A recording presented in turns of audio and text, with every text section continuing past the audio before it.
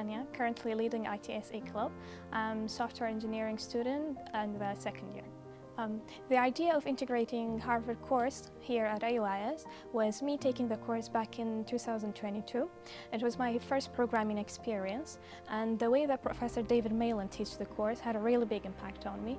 So I thought, why not everyone else have the same experience, especially when they start off their coding journey. At the CS50X ITSE Club at the American University of Suleimani.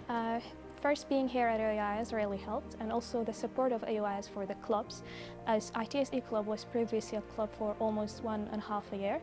So having these, and as the founder of the club, where are graduating and passing it to other students, this really helped me. Collaboration with Harvard University is not just taking the course from them, is having a certificate free from Harvard University. So I think that this will help them in their future career.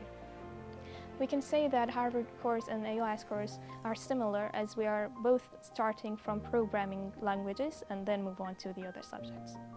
At the end, all of this wouldn't have been true without the hard work of my awesome team, and big thanks go to CS50 team and Professor David Malin.